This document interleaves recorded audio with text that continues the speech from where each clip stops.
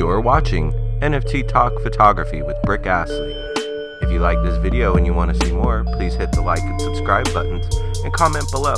Make sure to tweet this video out and follow ExchangeArt and Brick Astley on the Twitters and Instagram. GM, welcome to NFT Talk Photography. I'm your host, Brick Astley. The purpose of this talk show is to highlight one-on-one photography on ExchangeArt and to talk photography NFTs on Solana.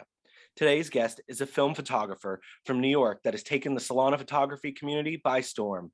Welcome, Jive. We really appreciate you being here today to talk about your photography. Oh, thanks for having me, Brick. You're a legend in this space. I'm just grateful just to even talk to you face to face like this. Is awesome, man. It's super cool, this Web3, where we can communicate like on the Twitter spaces, but then whether it's here on the digital meetings or like in real life events, we're able to connect in person and see each other face to face. It adds another layer to this Web3 experience, huh? I love it. It's not just a PFP anymore. I can like put a face with the name. So wonderful. Well, thank you. I so appreciate your time being here.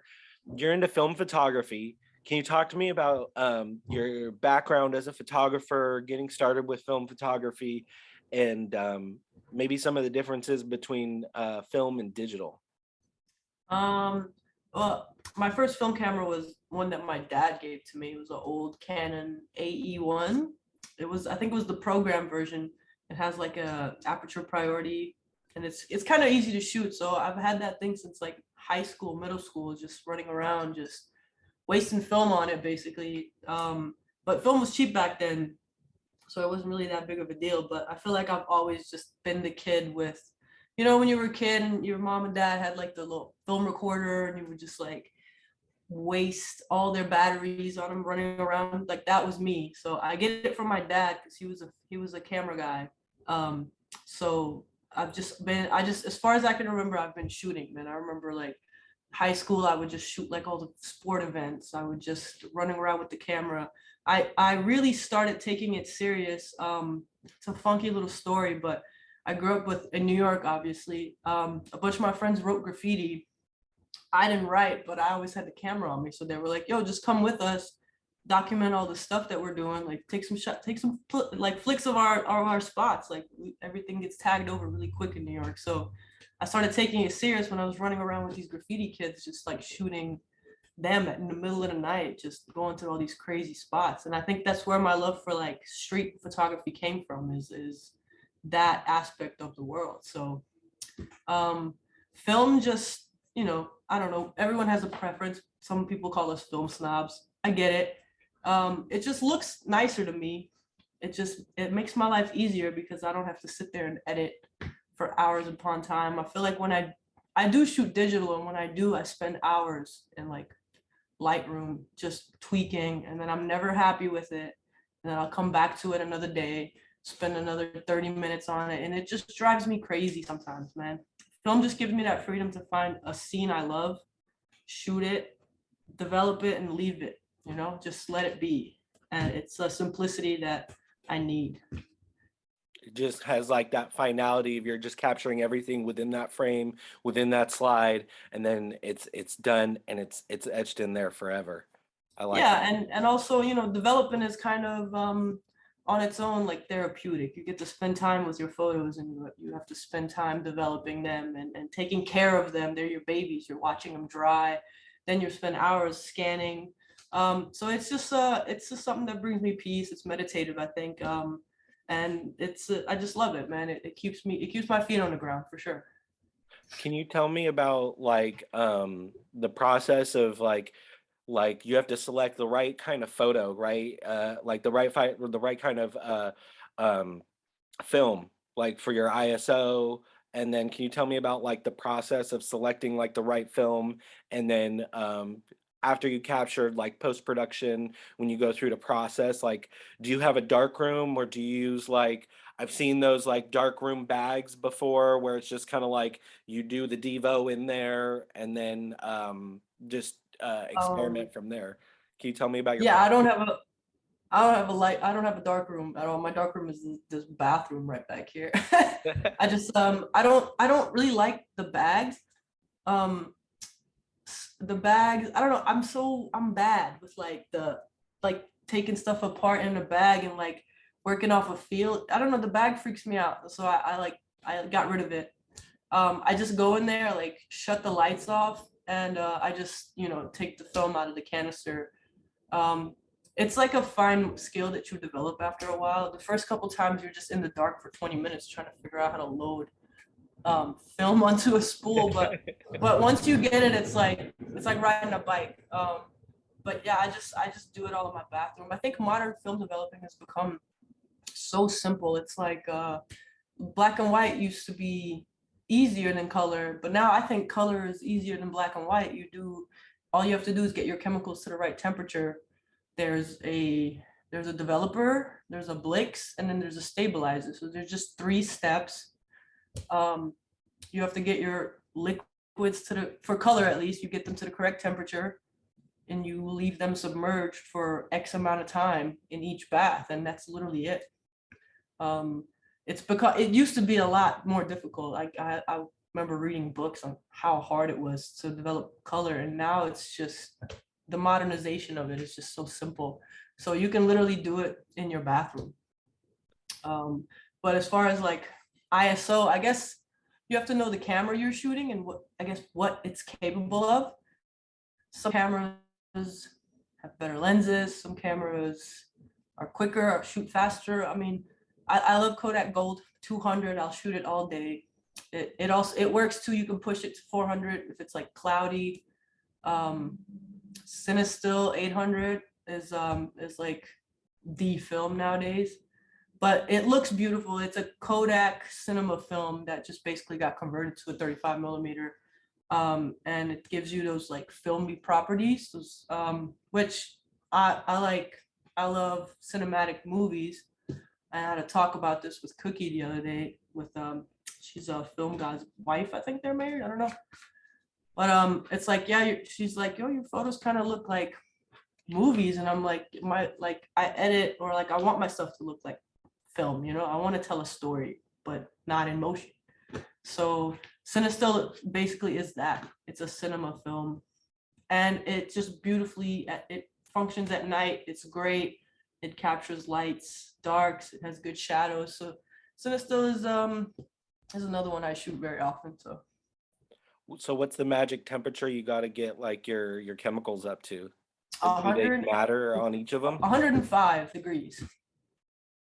Do you do you do like a campfire like stove and like have it in the bathroom and like get it ready, or you do it in the No. I like sometimes I'll bring the chemicals over to the kitchen, and I have like this giant like pot, and I'll put the actual bottles with the developer in, and you stick like a thermometer in there, and you just wait for it to get the temperature, and you take them out basically. That's it. Pro tip from the pro Jive. Get yourself some amber bottles. Don't use plastic. It will degrade your developer. Get Okay, amber bottles, not plastic. Amber glass bottles. Okay. You'll get like 30, 32, 33 rolls per tank. Okay. That's way cheaper than sending it off. That's good to know, because I'm trying to pull out my old film cameras. I got to tell you, you've really inspired me to go back. I got 2 old film cameras that I'm looking at using, and so Yeah. you've inspired me, and these are questions because I want to know too, so I'm sure if I want to know, other people want to know too. So I want to talk. What cameras?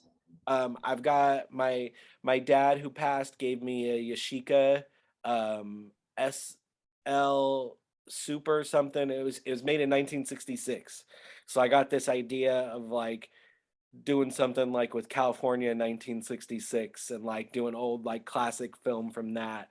And then I've got a Nikon N80. That was my old camera that I first learned how to shoot on. And so like in martial arts, I do like jiu-jitsu and stuff. Like I've seen like people that get promoted to red belt, or like that they just instead they want to put on a white belt again to like go back to the basics and go back to learn. And so I'm not saying like I'm any kind of like a grandmaster or anything, but I want to just go return back to my basics, back to the fundamentals of it. and just learn again how to capture great photos. Yeah, man. I think with modern cameras, they make it so easy to shoot. You know, they really do, and it's a good thing. You know, you can capture quick quality images, but I feel like sometimes we lose our touch. You know what I mean? Hmm. We lose like the connection to the camera. Sometimes it becomes a tool instead of like an extension of you. And like film just brings you back to like you got to pay attention. What's your ISO at? What's shutter speed? What's your f-stop? Especially when you're shooting a rangefinder. I can't tell you how many times I've just forgot to take the lens cap off because the rangefinder, you're not looking through the lens. You're looking through the actual rangefinder on the side, and all your film is black. Yep. Got to make sure to take that lens cap off. You just have to pay attention to like everything. So I want to bring up, if you don't mind, I'm going to share screen now. I want to pivot and talk about your collection, your introduction to Solana photography, and then we'll talk about how everybody can follow you and connect with you. And then I've got a giveaway that we'll talk about here shortly. So let's go ahead. We'll share screen, desktop. So 718 is the collection. The description: a collection of people and places in New York, unapologetic, down but never out. What a phenomenal, beautiful collection. It sold out so fast. You I had to be quick on this. I was surprised, man. Were you though? Like, was it really No, a no, surprise? I really was. I was so nervous about dropping it. I've only been in the space for like 4 months. And it was 10 pieces, you know, like that's a large number. That's a lot um, of photos that you just did not, I just didn't expect it to go that fast. And then just the influx of love from everybody, bro. I was sitting on my computer just crying. I was like, yeah, people like my art. They love me. They accept me. Yes. Oh, we more than accept you. This is such a beautiful collection. I really love this solitude on the ferry. It She's got the mask on. It almost makes me think of like, I don't know, like a movie. It certainly has the movie feel of it, the film feel of it, but like some sort of like biological thriller. You know, she's got the mask on. It's telling me this story. Can you tell me a little bit about the story behind it? um, so I don't take the ferry too often. I take the ferry when I need like a break from wild New York. The ferry is crazy. It's usually like empty. It's not that packed, especially mid-pandemic, you know. Um, so I rode my bike up to where was it? I think it was Queens up to the Pepsi sign, and I was like, all right, I'm gonna take the ferry home because I need a break. I gotta get away. This was like at the end of the pandemic, stuff was starting to pick up. The world was like bearing down on us so much, especially as artists, man. We had a rough pandemic. Everything that we were doing just stopped because we thrive in social events. We need people to, especially street photographers. I need people to be outside. I need scenes and things to photograph. So um, I jumped on the ferry. It was sunset. It was empty, and of course I'm like, I see this girl, and I'm like, the light behind her is just like perfect. It's like gold green, and I just like keep moving closer to her. Hopefully she doesn't notice. I'm like scooching my way over, and she was listening to music. She also had like, it looked like she was reading a script. She looked like she was practicing some lines or something. Um, and I didn't want to blow up her spot, so I kind of wanted her to still be anonymous, just in case people recognized her. And she like gave me the same vibe that she needed to get away from humans for a little bit, which we kind of, you know, I felt that same energy from her. And I snapped this one single photo of her, and I just put my camera down and let it be. You know, I was like, if it's meant to be, it's meant to be. I don't want to bother her. That's like another thing where it's like, as a street photographer, I think you should remove yourself completely from your scene. You know, don't be noticed, don't bother, don't intrude. Like, leave people how you found them. So I got really lucky, like blessed with this great photo of this girl. And yeah, I'll probably never see her again. She's out there somewhere. Other than cyberpunk, do you see many of your subjects often? No, Mr. Cyberpunk is the man. He is so sick and tired of us, man.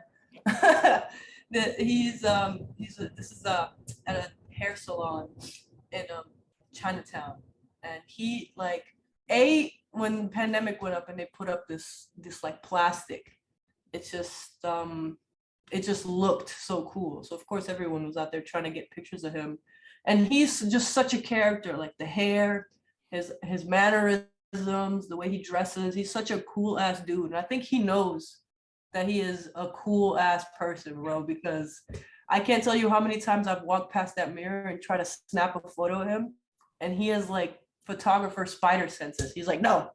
He'll either turn away or you'll get like a weird angry face of him just like scowling at you, or he'll come outside and yell at you. And he's yelled at me so many times. Does he know you by name? Jive, I'll get you.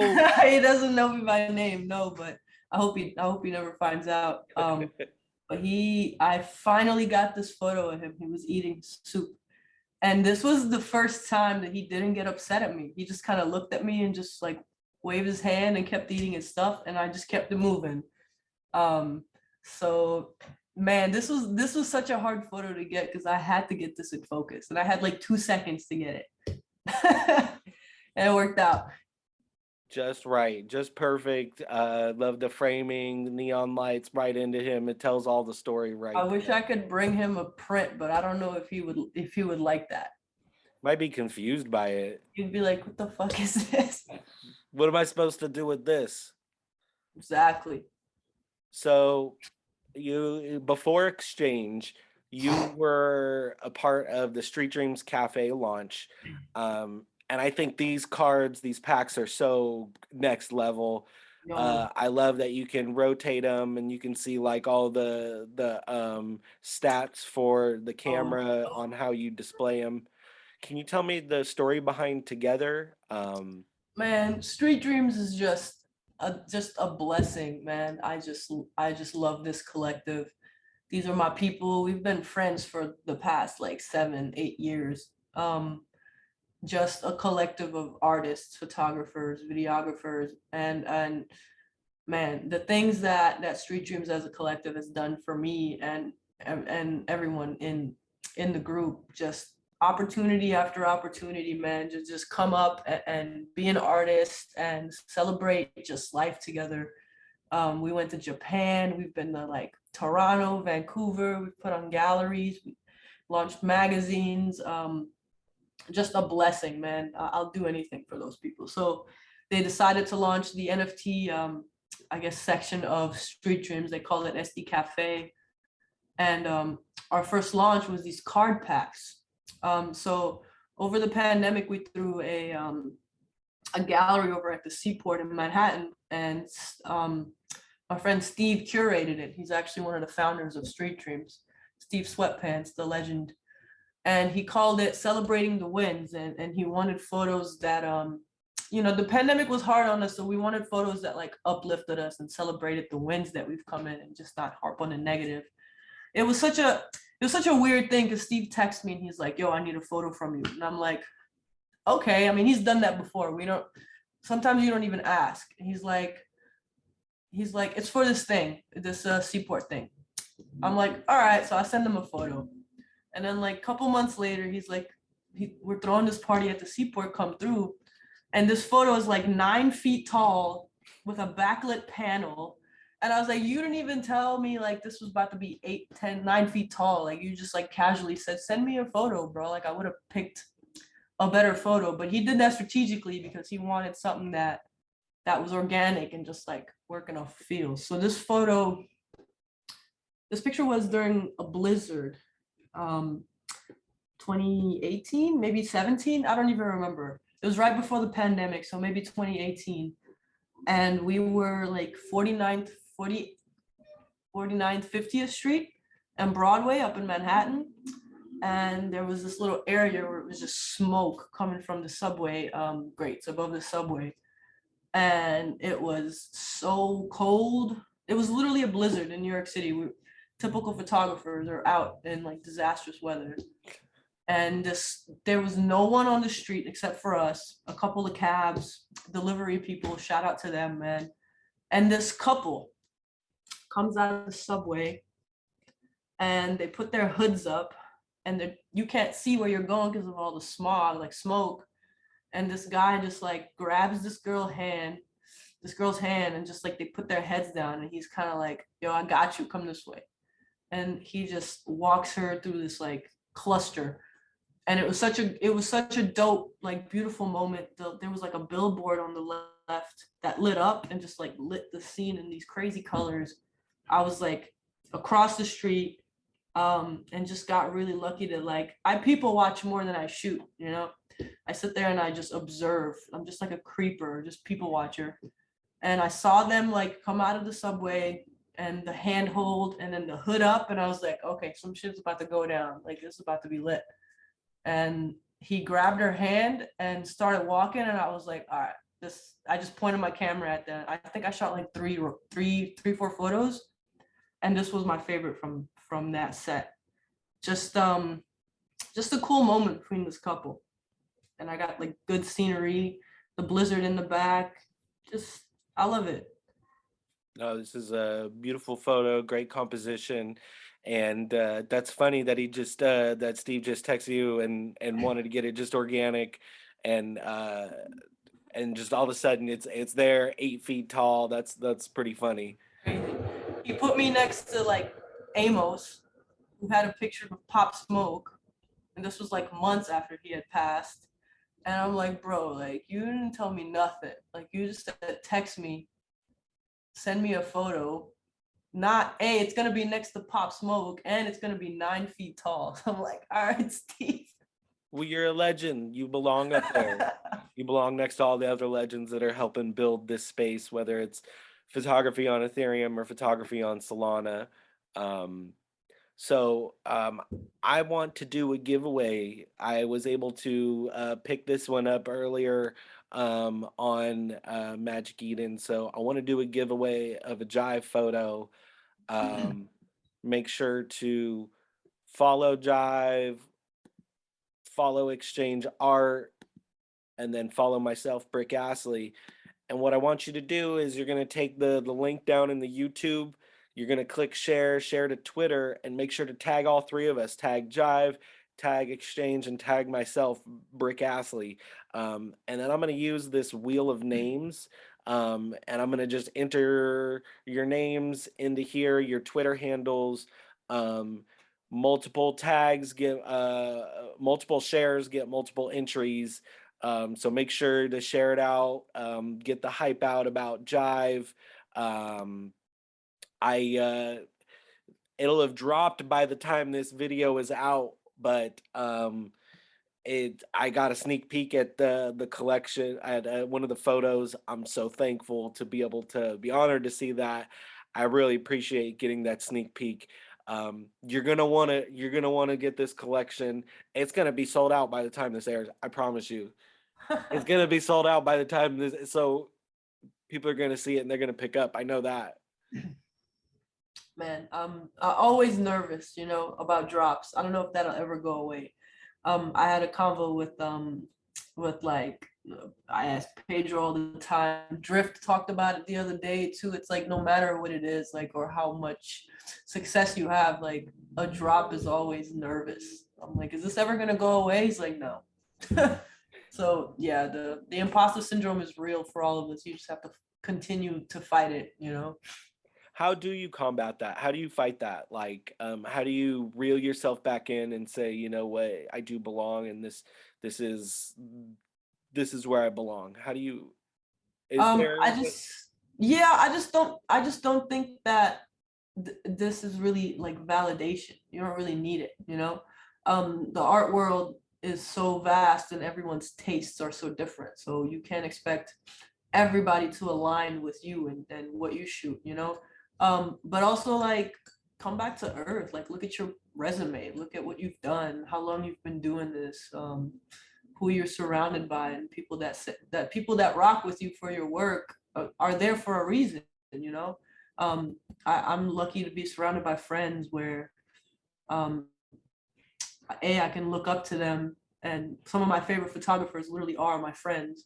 And B, when someone like that tells you like, yo, your work is good, it's just like, it just like brings life back into you. So um yeah, surround yourself with good people, man. Just show love. Love is always going to get shown right back to you, especially in this space.